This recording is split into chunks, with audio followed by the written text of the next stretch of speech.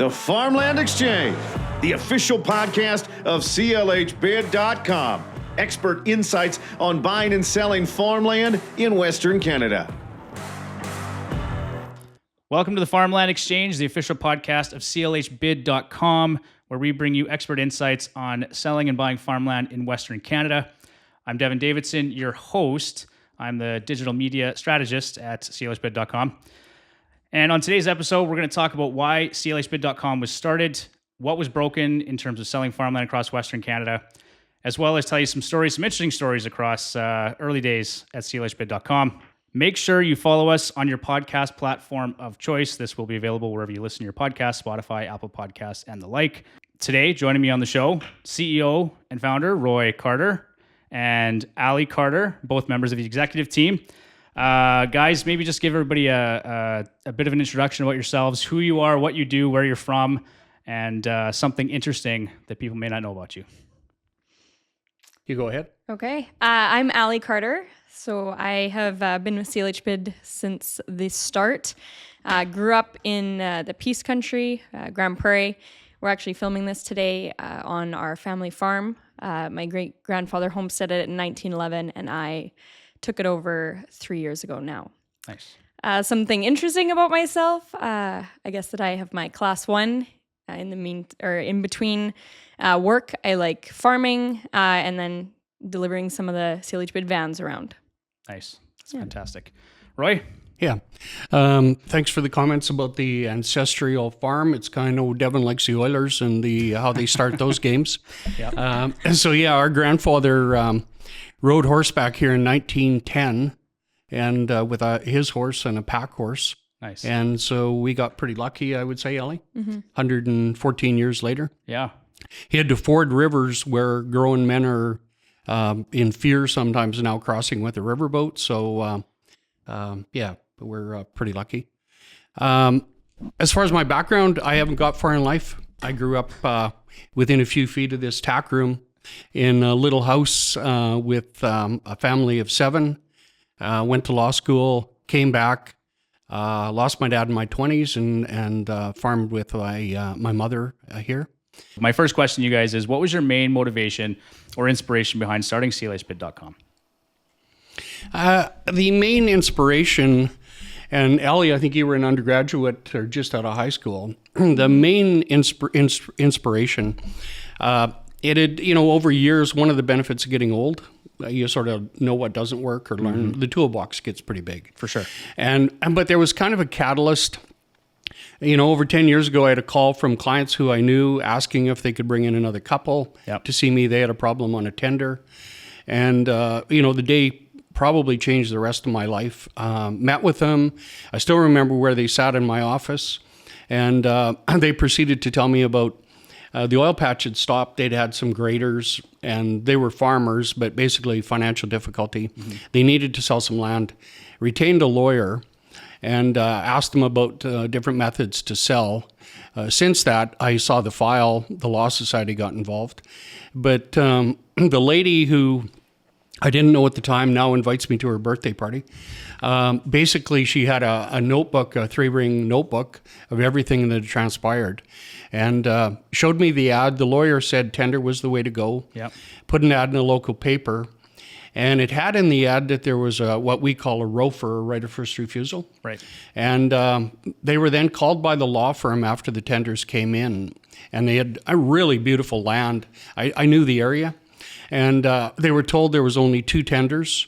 And we know now if you advertise land for sale, right, Ellie, with a ROFR, generally a lot of people don't even get interested. They know they can be trumped. Right.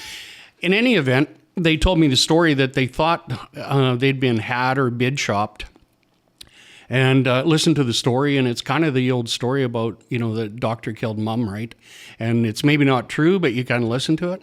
And I listened to it, but man, there was some stuff that rang a bit true. Right. And we as lawyers are allowed to call a party once before they lawyer up. And it turned out the party that was high, they were told, was their tenant. And so I asked for the number and I gave him a call. The 2 couples were in my office. And he picked up, and we have to disclose as lawyers who we are, and told him who I was and was calling about land, and he said, "Have you got more for sale?" And I said, "No, I'm just calling about, I hear you bought some nice land." And he said, "Yeah." And I said, "Have you bought inputs for it yet?" And he was kind of talking over me. And yeah, I got inputs. I'll be out there in about 3 weeks. And just guessing, I asked him the question, I said, "I hear you didn't even tender." And his answer was no. And I just about fell off my chair. And I said, "Really?" And he said, "Yeah, no, I was just told by the lawyers what the high tender was." And so I said, "Well, you should probably take your tender or your inputs back." And he said, "Why?" And I said, "Well, you're going to need money for a lawyer, and your lawyer buddies are going to need money for a lawyer." Wow. So that was the end of that call. And it turned out the Law Society became involved. And but the big catalyst is my client had a heart attack over it. Medevac to Edmonton. And, in the days that followed up, it's like, it's got to be easier, right? The stress can't be on these owners over that. Yeah. There was 2 tenders only. They were super low. It turned out later we sold the property for, a lot more than the highest tender. Yeah. And so anyway, I guess that was the main catalyst after years of seeing what didn't work. Sorry about the kind of the long answer there. No, that's a great story. And honestly, this is the platform for these types of conversations. I think one thing we find lots, and Al, you can probably talk about it more, is at trade shows, we get questions about who we are and how we're different. And we don't really have the opportunity to do that on social media to talk about how we're different. So, I mean, this is just sort of a spin-off question, but maybe you can talk about that a little bit, is who we are and how we are different from. Yeah. I always ask, how long do you have? Because it's not a one size fits all, for every farm. And we know that. Something we're really proud of is that, the majority of the members on our team are all farmers. We understand it. We know what a big decision it is to sell your farm. And so when we set out to create CLHbid, we really looked at, all the existing avenues that were out there. Mm-hmm. And we really wanted to address all those shortcomings in one platform that was specialized in selling farmland. So that's all we do. We don't know how to do everything for sure, but we do know the space of selling farms. For sure. We try to do that, very well. So I would say, there was listing with a realtor was a typical one, and I think we're going to kind of talk about these later a little bit more in depth. Public auction, tender to law firm, and I guess for anyone maybe that doesn't know what tender is, kind of in that previous story. Sure. Typically the lawyer will put maybe an ad in a paper or something and say, tenders are open until such a date. That means that, everyone has the opportunity to give an amount that they would pay for that land. They bring it typically to the lawyer's office. Is that right?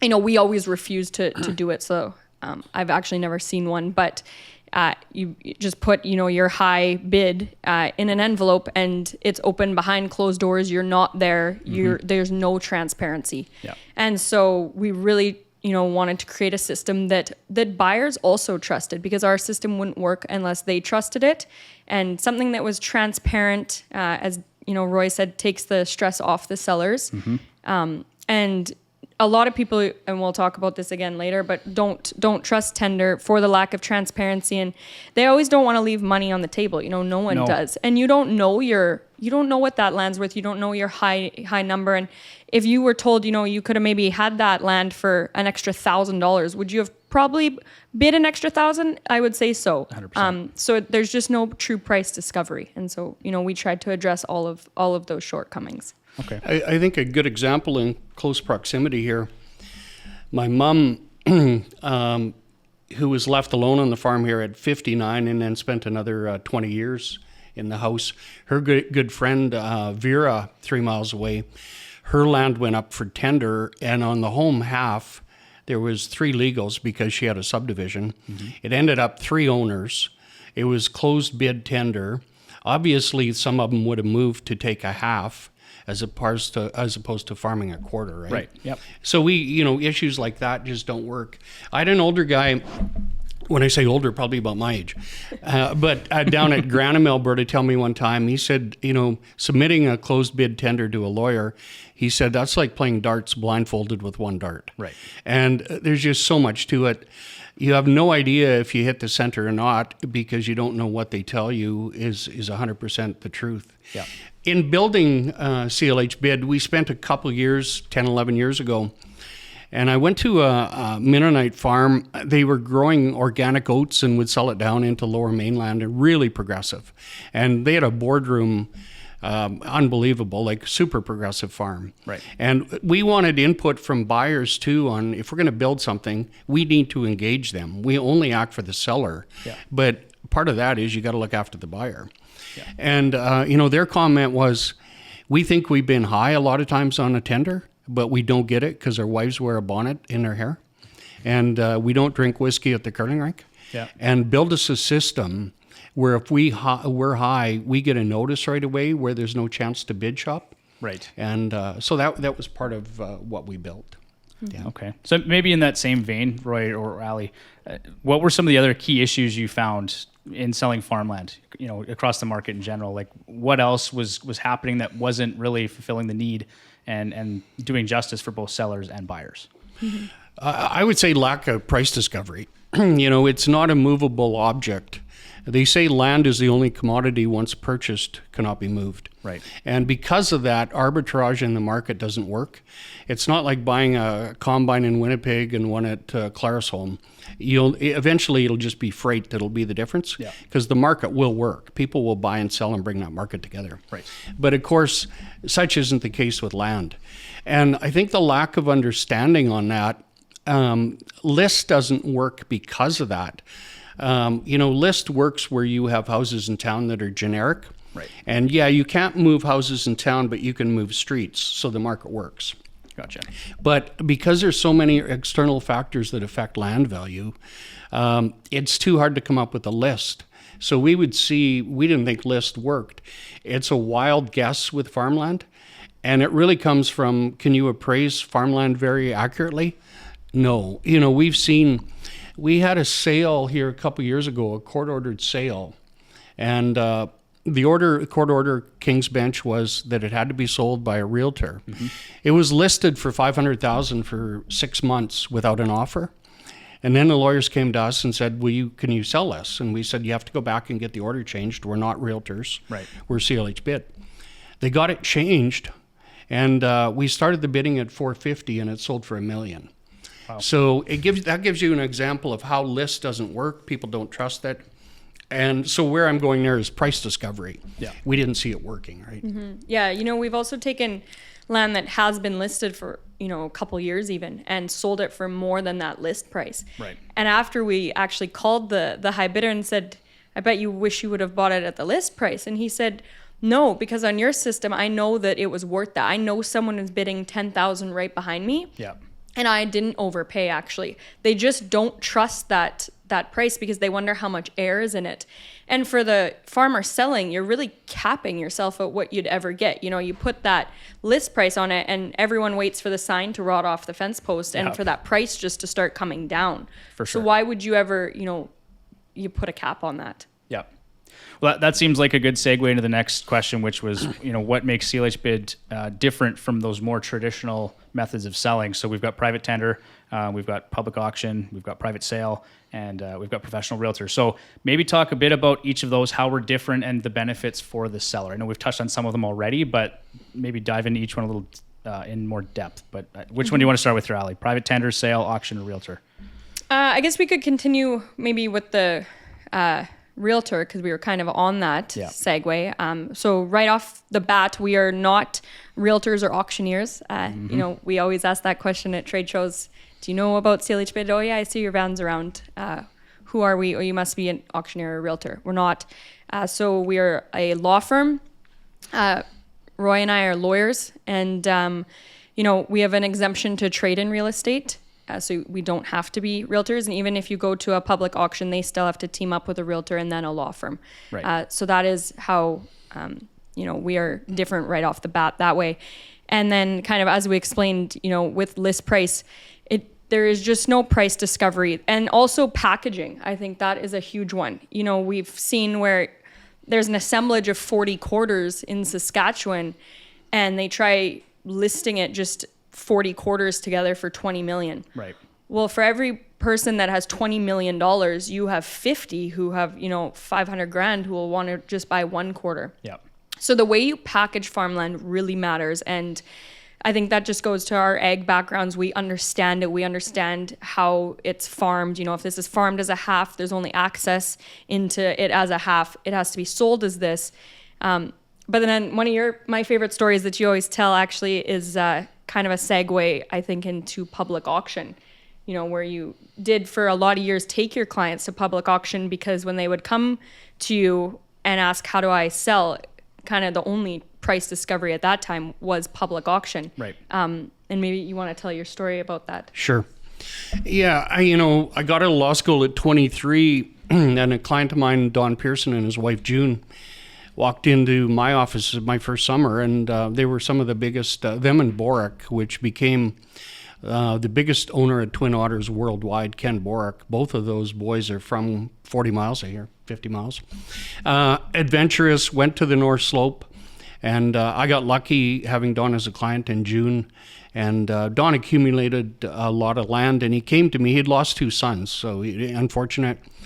Came to me, probably 15 years ago and said, I want to sell my 28 quarters.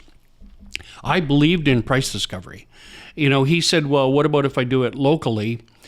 His comment was he was afraid of selling to what he called the black hats, right? The Hutterites.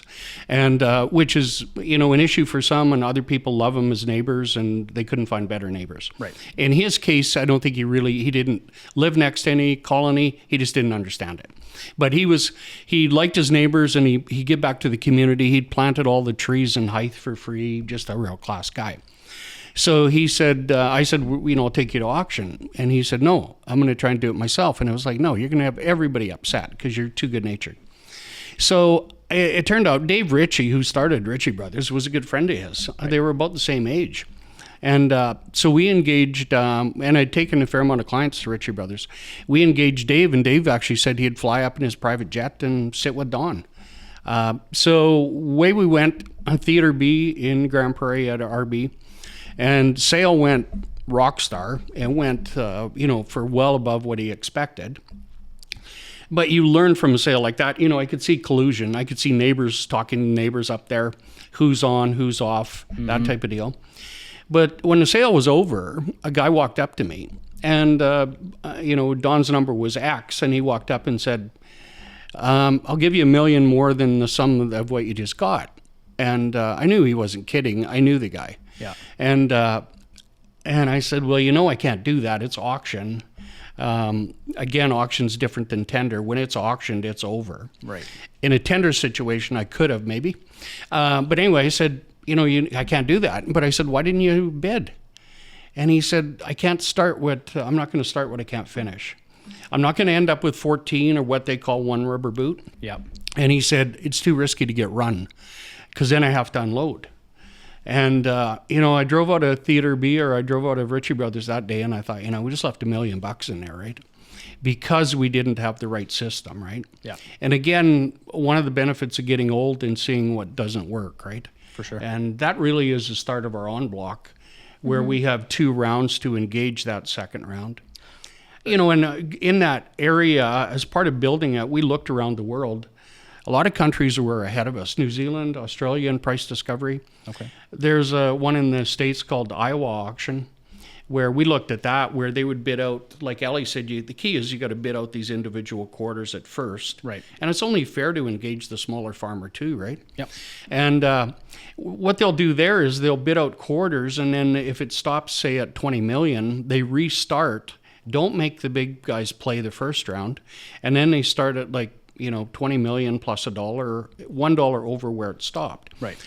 And the small guys in Iowa or in the Midwest down there see it as wasting their time. They're just price setters. Right. So, we took information like that and said, okay, that doesn't work from input down there. Let's tweak it. And again, we'd go back to buyers and say, is this going to work for you? Interesting. So, yeah. So maybe just for our listeners, explain en bloc, just how that process works a little bit more in terms of CLHbid.com. I don't know if Ali, if you want to talk about that, or Roy. Sure. Yeah. So kind of, you're right. The Iowa auction method didn't work because the smaller farmers said, I'm not even going to bother to go get financing because I'm just a price setter. So the larger farmers were able to kind of just steal it.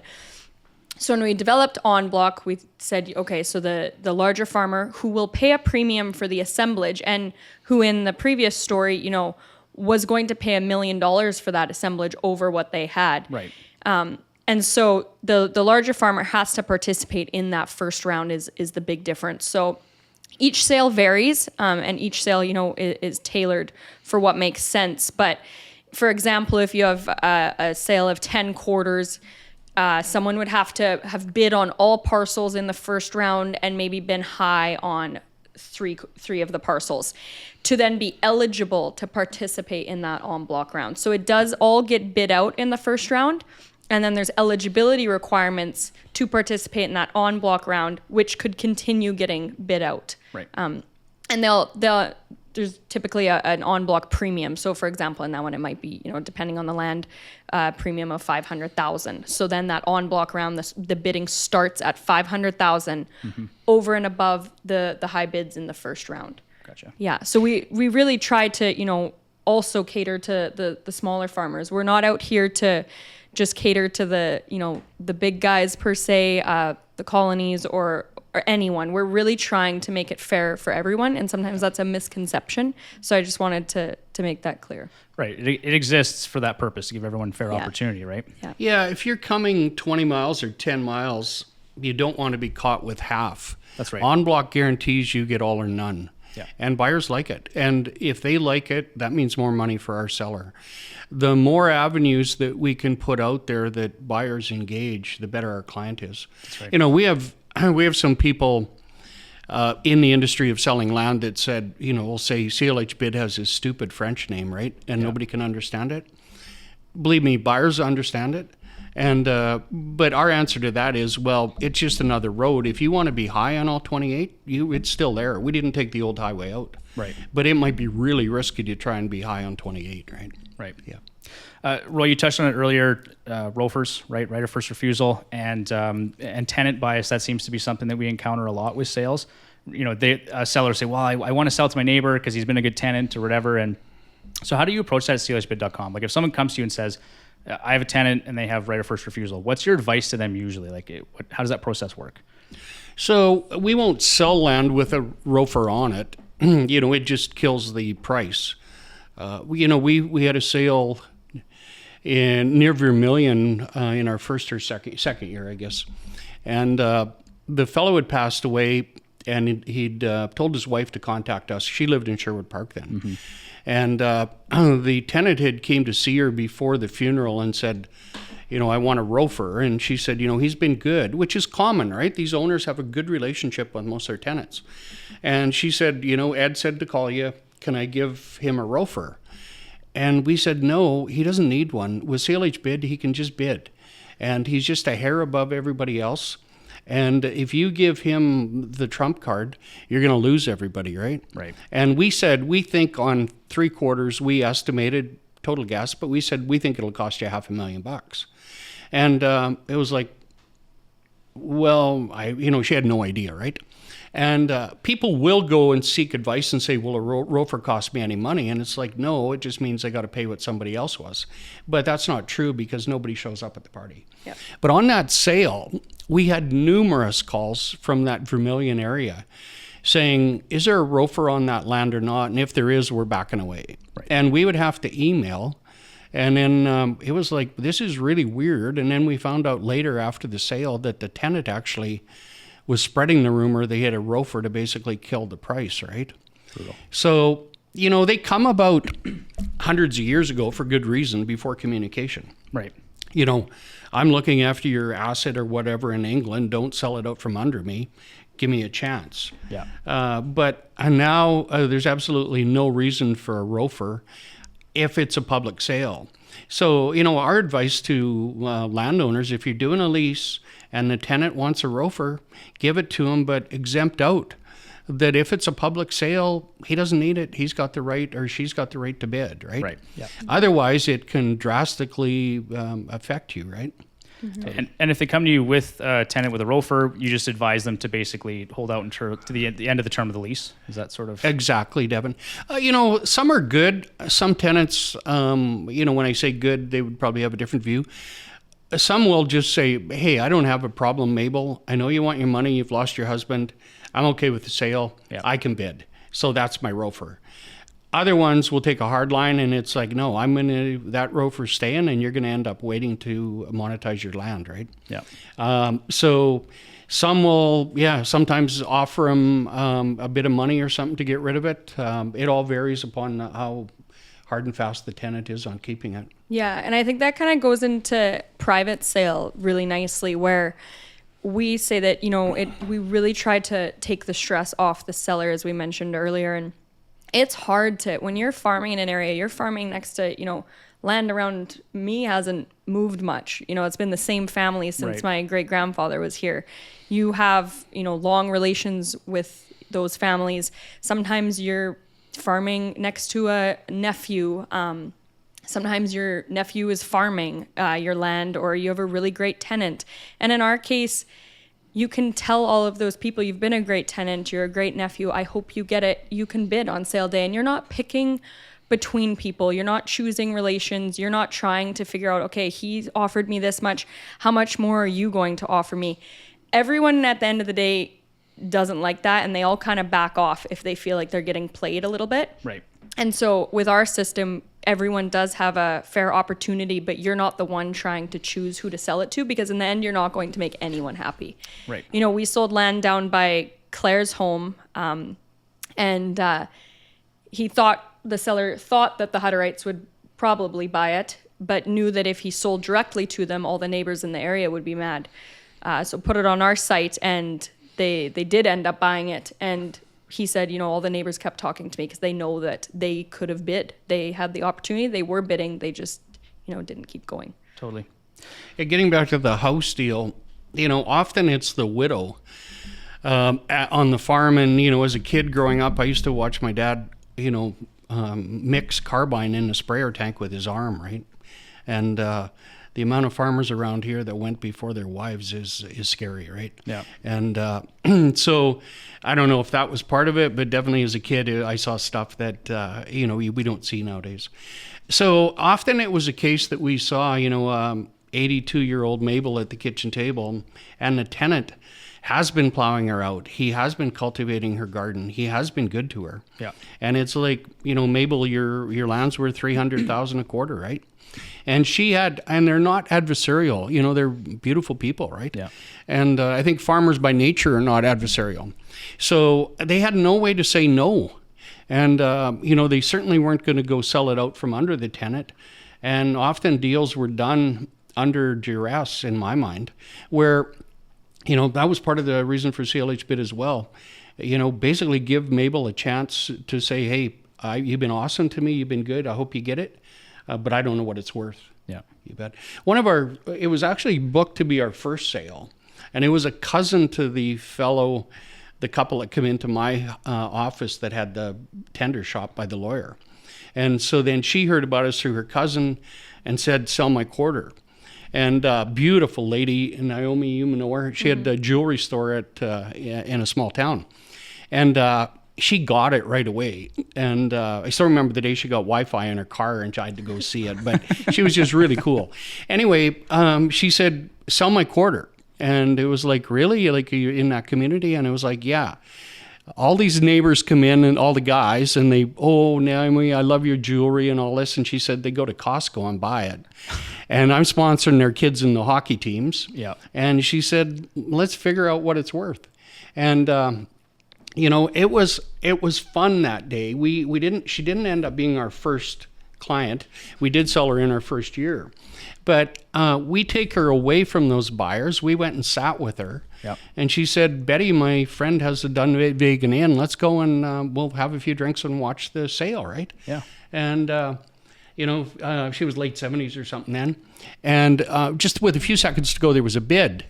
And she texted her son and said, "Oh, we sold it for $400, and I was told by an evaluation it was $240." And, and it was like, it's not done yet, right? And the bidding started. The next day, the buyer went walking downtown Fairview on the street, and a guy come across the street, in the old towns, 300-foot wide streets, and came across and said, what are you doing reckoning land prices in the area? What's going on? And the guy that bought it said to him, "Why don't you go find the guy that was number 2 bidder? He's the problem, right?" Yeah. And it's like, oh, okay. But anyway, we've really, I think, leveled the playing field and allowed those people to say, I don't want to wreck our relationship. You've been good, but just bid. Right? Yeah. Well, the next question I had here, like farmland values have been growing in past years. I think the FCC report was at 12% nationwide last year. But one function of CLHbid is maximizing value for farmland, right? That's one of our functions for our sellers. So how do you balance that maximizing value with transparency and fairness for buyers? Like there's kind of that push and pull, right? How do you balance that? Right off, so on our site, it does appear like an auction on sale day. It is online on our website, and it's open for an hour, and bidding will continue beyond that hour if there's bids in the last 2 minutes.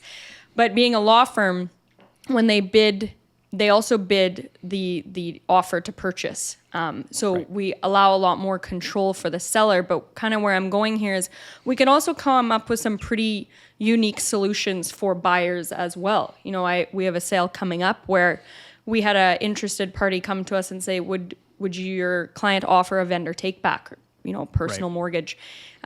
And we said, we'll take it to her, absolutely. And she agreed. So they're actually carrying 80% of the purchase price over 5 years. And that's huge for the buyers. For sure. So we will work, that only maximizes value for our client. Whether they get it in the end, maybe not, but they will keep bidding and, continue increasing that value for our seller. So we do really try to come up with solutions to engage all parties, with FCC still providing, 100% financing based on existing equity too. Mm-hmm. That's also very promising for buyers. Yeah, I think exactly where you're going. I think the key is we respect buyers. They have the money. Mm-hmm. And, but you got to give them confidence the value's there. Yeah. We never sell stuff for over fair market value. Right. That it sells for fair market value. So they don't have to overpay. They're just a hair more than somebody else. But they get total comfort in when they're outbid. But part of that is integrity too. After 8 years, we've never bought 1 acre of land.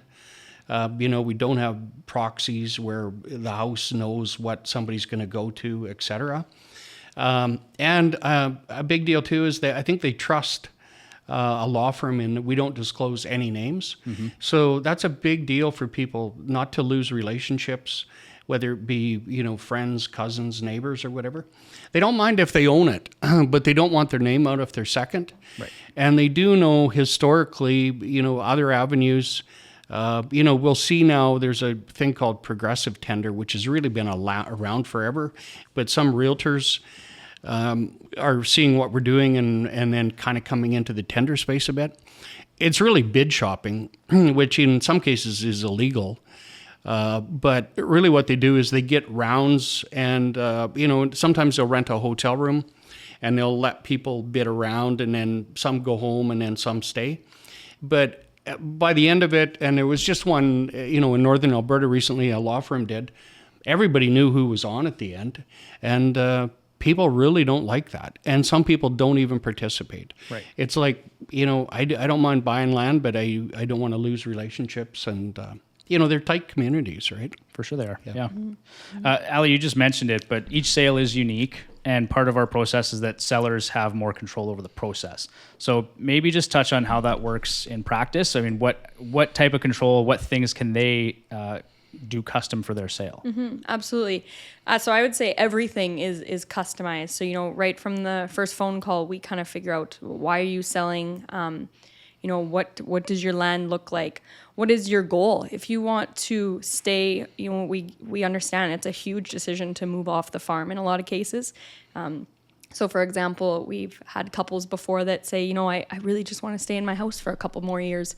So we've subdivided their house off. And then maybe that is also an option to the high bidder of the home quarter.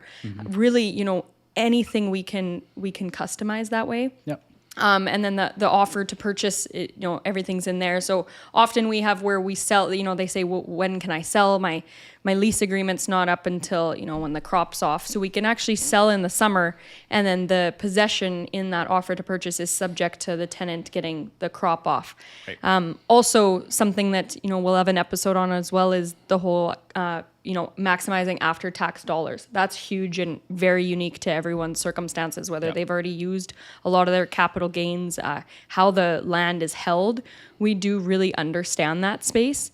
And we really love to tell a story. It kind of goes into the marketing a little bit, but each farm has a story. And so we really immerse ourselves and try to tell that story. So we have, we do the typical drone videography, the still, photography. And then we have a script writer come in and really bring that farm to life. We like to sit at the table and listen to what used to go on around here and what their favorite parts about it are. Often they'll say that little piece over there it would be great for a young family to build a house. We'll tell that story.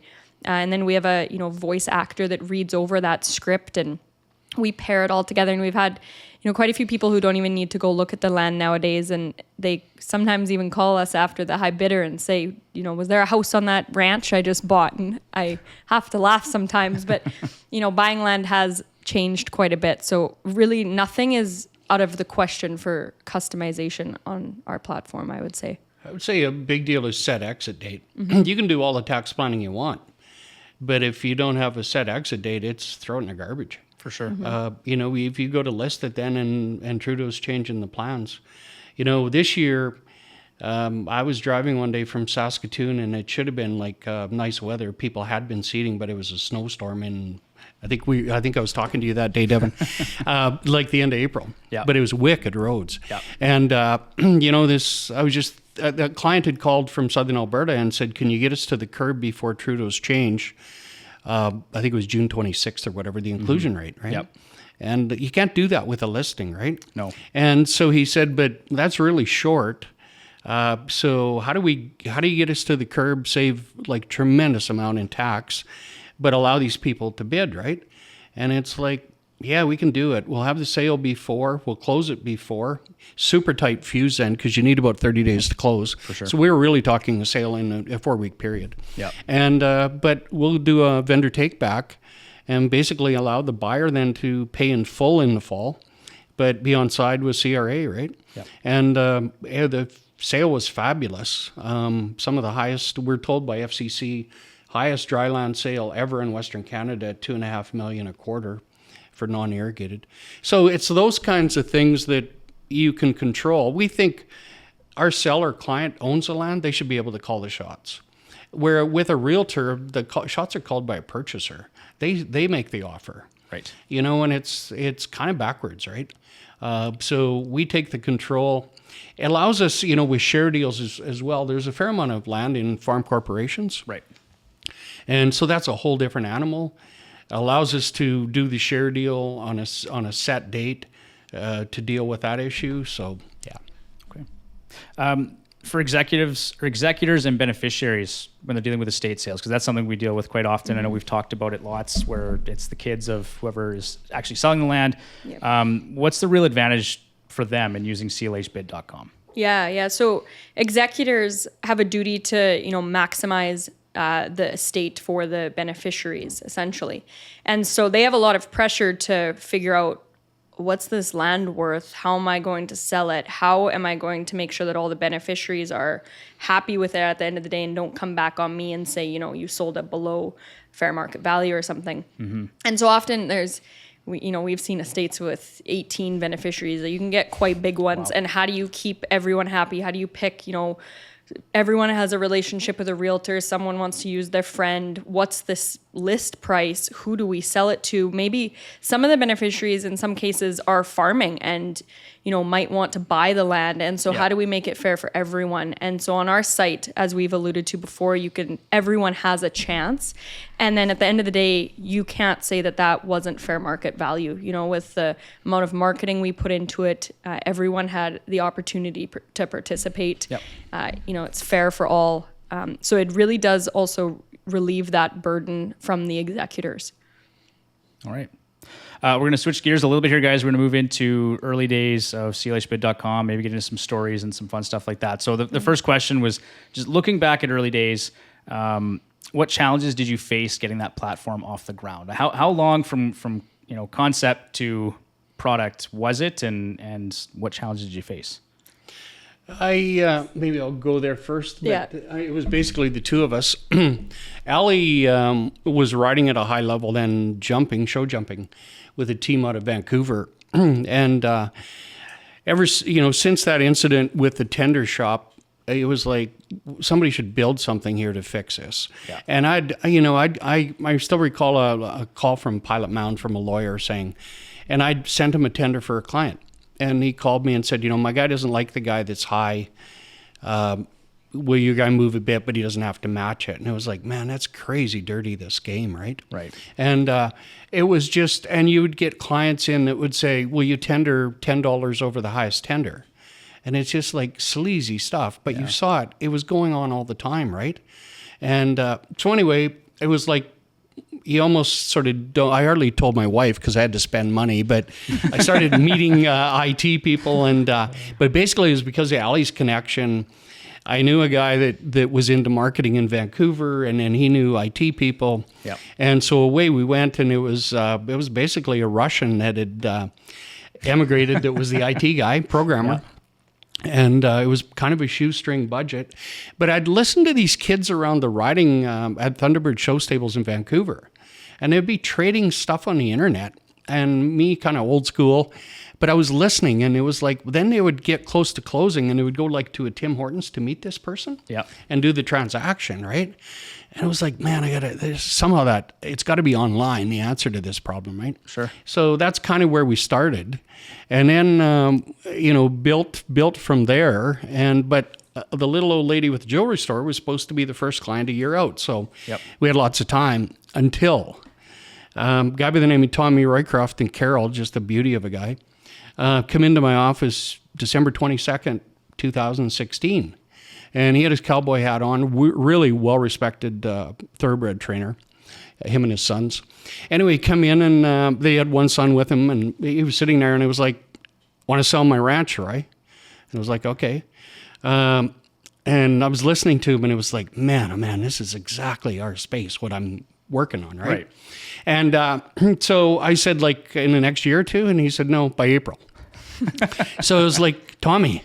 And and he had like 9 or 10 quarters butting to the Smoky, but it was a beautiful layout. But I knew one of the problems with auction, couldn't take him to auction because the guy that takes the home quarter then can steal everything else. Right. So everybody else goes to their truck. He takes the power, the water. And we always say, take the heart and leave the carcass. Yeah. And we knew that was a big problem with auction on choice. So I knew I couldn't take Tommy to auction, even though I'd taken farmers with raw land. This was not a case, right? And I'm just, sitting there listening to it, and it's like, oh, my Lord. And so I disclosed to him, I said, I'm working on the answer to this deal. Can you wait? And he was like, no, I want to move. We got more horses coming. And so I explained what I was going to go to an online tender system to clean it all up, all transparency and all the stuff. But I said it won't be ready. And I won't use the exact words, but he basically said, get it blank ready. Yeah. And I said, are you telling me you'll give me your whole ranch on April 5th? And this is December 22nd. And he stood up and shook my hand and said, you got it. Wow. So I went home, told my wife that we're not going on holidays. So basically had Christmas and flew to Vancouver, and we had a set date and didn't even know the name of CLHbid, but started dealing with programmers and sort of went from there.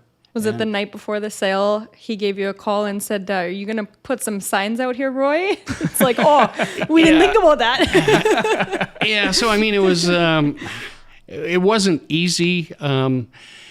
luckily, just a few days, he was the 22nd, New Year's Eve. My wife and I went to a New Year's Eve party at Mad Hatter's.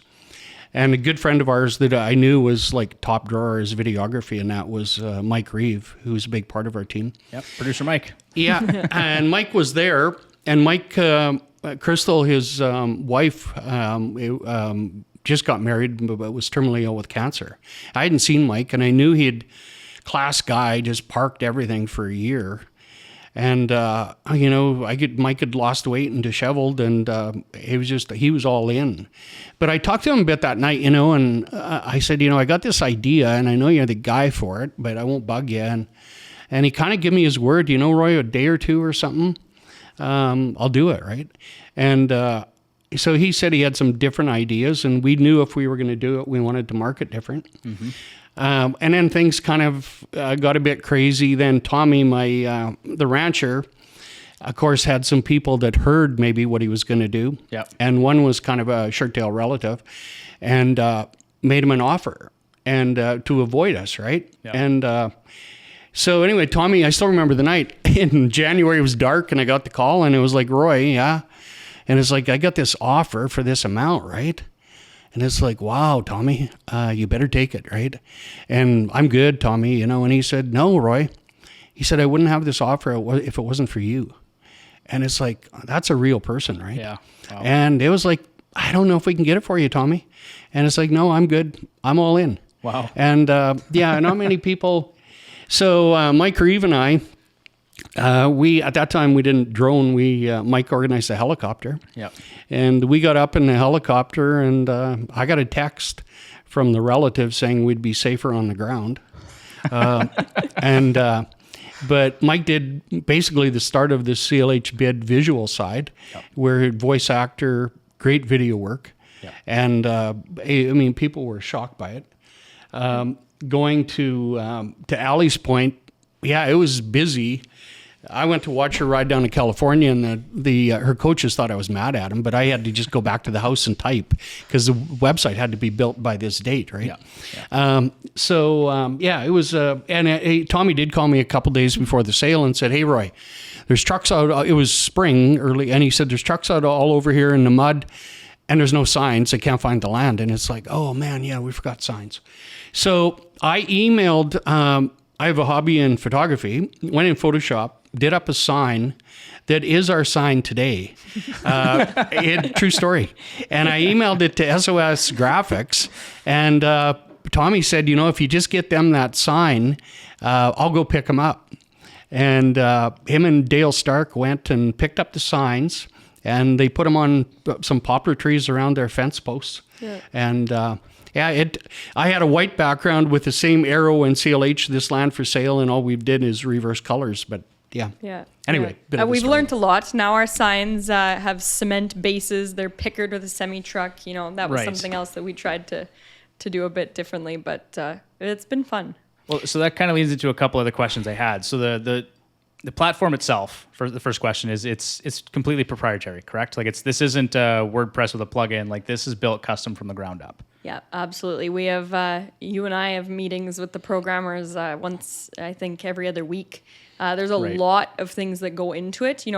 There's a lot of people out there that just use plugins, and it's just so much harder to control and to customize. All of ours is 100% custom. The 2-minute refresh on the clock, that took a lot of work on block. Universal close to make sure all parcels stay live, so that if parcel 1's going for too much, you can go down to parcel 3, and if it's going too high, go back to 2, and just ways of maximizing value that we can really customize. We've had some ranches recently that have wanted options for they've had a really nice Angus herd. Have an option for my cows. Great, we will customize that. We will work on it. Nothing is, I would say, too big to say no to. Yeah, and part of that is we answer to the Law Society.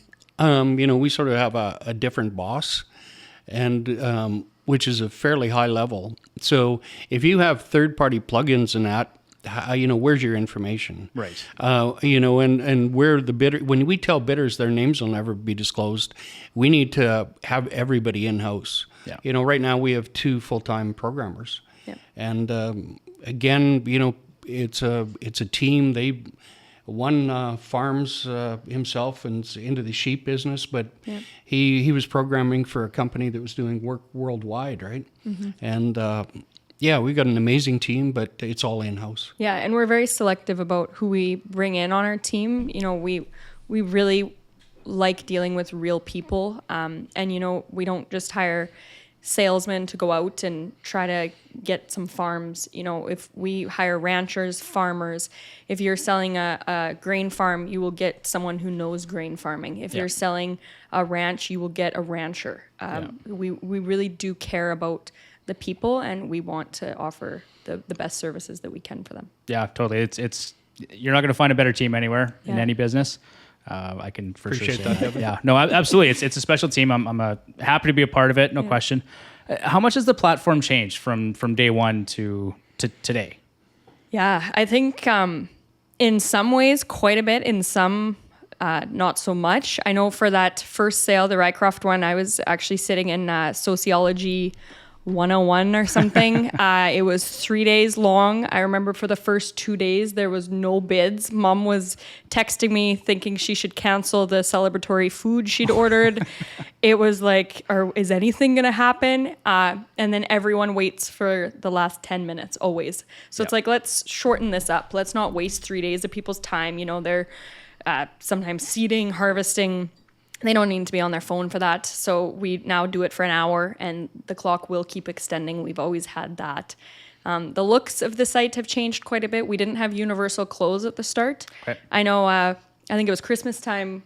We were with the family, and we're watching a bull sale, and it was like, this is pretty cool. They all stay live. So, you know, your bull that you thought you were going to buy is going too high. So you go back up to the other one. And so we figured, you know, we need to have that. Yeah. But yeah, the bones, like the videography and everything, have really, since the start, we took that pretty seriously to do well. I would say the layers, you know, every sale you learn, you know, the layers of tax, you know, foreign ownership, all of that. I mean, the team there has just got deeper and deeper. You know, and realtors, we can do what realtors do. We can do 100% what they do. They can't do what we do. Right. It's you know, and the analogy, I'm not sure a good one, but maybe it's, you know, if you need glasses and need your eyes checked, you can go to Walmart to the optometrist and they're good. But, you know, if you got a problem with your eyes, you go to an ophthalmologist, right? And I guess that's what we see ourselves as. We're not one-dimensional. You know, we'd like sometimes to engage 2-3 years ahead of time from a tax point of view, right? And then we go right to the close. This is not a listing deal where the sign blows over in the ditch.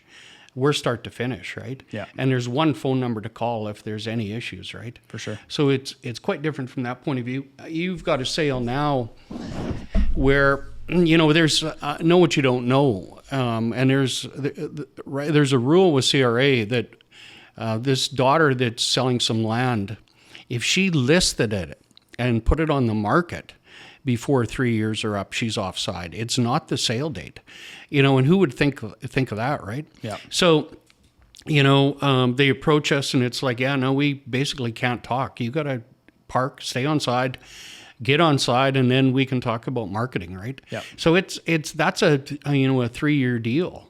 But that's fine. But that's a space we live, and so we believe there's a lot of added value in all of the other layers, right? For sure. That's to make sure she got her capital gains exemption, right? Yeah. That you're talking about. Yeah, totally. Right. Yeah.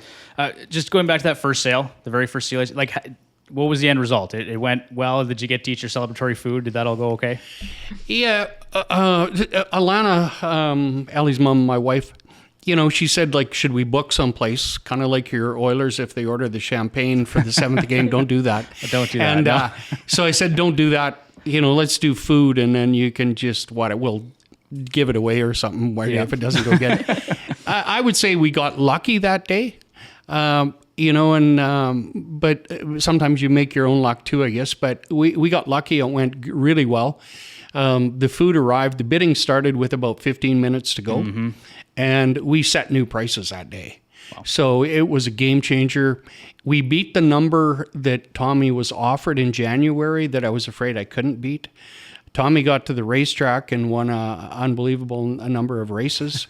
It was on a Wednesday. we went out and had a bit of a shaker that night with his family, and I was having coffee the next morning with Alana. And it was like, man, we were so busy the last 4 months, you didn't have time to be scared. Right. And Allie's got a saying from her riding on her tack deal that says, obstacles are those things in life you see when you take your eyes off your goal.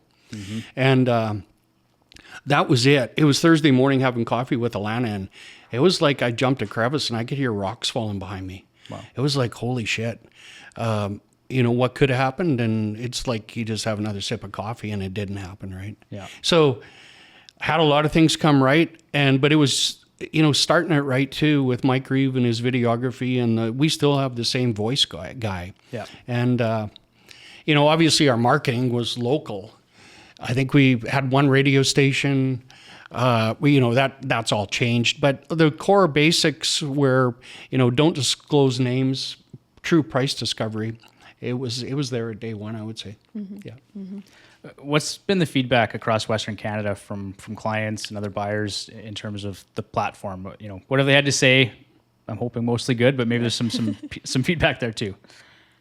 We were just at the Red Deer Farm Show, and I think we had quite a few buyers come up to us and say, I love bidding on your site. For the, facts that we've mentioned, we don't disclose them. He said, I know I've been bidding against my neighbor, but he won't know that. I can still go have coffee with him, that type of thing. Yeah. And then, from our sellers, I would say they're happy. They like it. Definitely sellers like us more than buyers. There's some sellers, or buyers rather, that wished we weren't around. Right. They'd prefer to go to the old folks' home or the kitchen table or whatever. Sure. So we get the odd rude email about destroying the farm community and all that. No doubt about that. I think generally though, definitely sellers, the big deal is stress-free, maximize value. And we have one law firm in Manitoba that's reached out and said, this old school tender doesn't, even though they do it as part of their business, it doesn't work. And they know that. They were telling us here a while ago, we had a Zoom call with them, LAA, and we've done some work where they'll refer clients to us now. But they said, they had a tender and they tendered for a client, put the tender out.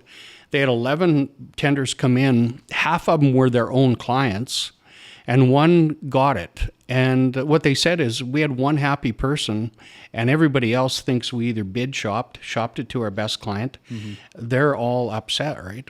So, from that point of view, we just had a call yesterday with a big farm advisory business that had heard about us. And so I would say generally receptive for sure. Definitely there is some buyers that aren't a fan of ours, but they do like that they know they don't overpay, and I believe they trust us. Right. Yeah. So they just think maybe they could get it cheaper if we weren't around. And what I always say is, it works great being at the kitchen table if you're the one at the kitchen table. Right. How many times are you not, though? And how many times do you wish you would have had a chance at it? And so we're just giving everyone a chance at it. For sure. Something else I want to say, too, is we are so not out here to destroy the family farm. That's something that, we all hold very dear to our heart. We're sitting in our family farm because I don't want to sell it. So we get that. If you have kids that can keep farming, by all means, that is everyone's dream. Yep. But there's some people who don't have that. And so we are here to help, those folks. 100%. What's one success story for each of you that stands out the most after 8 going into 9 years of CLHbid.com? Well, you think, maybe, for me, it wouldn't be one, and it's not numbers. It's not our biggest sale. We can change people's lives, and we have. For me, probably the special deal is the widow where, maybe she's got 2 or 3 quarters, but, you can maybe double what she would have sold for. The one at Vermilion, I was saying, she was offered 1.4. We got her 2.4, and with some tax planning, she would double her money. And she was a pretty young widow. Her life's changed. Mm-hmm. And we went and watched the sale with her, and she poured wine. And it was like, this is why we did this. There's nobody bugging her today. They're killing each other bidding. and she's having a wine, right? Yeah. And she just doubled her money. So those events are game changers. To have an idea, to actually assist people, in those situations. Yeah. Yeah, I would say mine are very similar. Those ones are always dear to our hearts.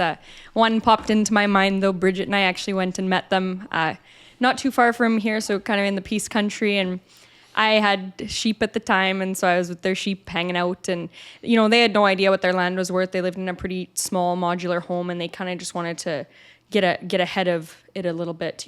Things were kind of on the downturn. And like I said, they didn't know what it was worth. So we started bidding, and I think it doubled the start bid that day or something. And anyway, she texted me. We weren't together, but I got a video of them watching it and crying and cheering. And it's just, we care about, the people. And so seeing those really makes my heart warm. That's awesome. Yeah. I love that. Last question here. For someone that's considering selling, but they're not sure about the best method or platform for them, what would your advice be to them in determining if CLHbid.com is a fit or maybe not? I would say give us a call. Yeah. That's one thing. We're not a fit for everybody. If you've got too many improvements and you got a home quarter, we won't take it. We're not Walmart. One thing we've made as a team is a promise never to overpromise and underdeliver. So give us a call. We don't mind spending time looking at your assemblage and talk to you. We don't take over advisors, and either our tax people work with yours. So there's no fee for basically discussions, Zoom calls, meetings in person, and we'll be honest with you. Definitely, we don't take everything that everybody that calls us. Mm-hmm. Yeah, we just want to have a conversation. I think all we ever ask is just to have a chance to sit down and talk. And we'll be very honest if it doesn't fit our platform. But we just want to have that and see if it does. And go from there. Yeah. Okay.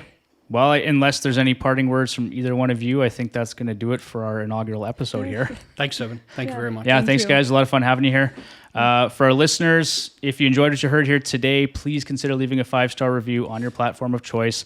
It helps us get found in the algorithms, and it helps other listeners to find us for information that may be applicable to them. Make sure you give us a follow on social media as well. We're on Twitter or X. We're on YouTube. We're on Facebook. We're basically everywhere you want to find us.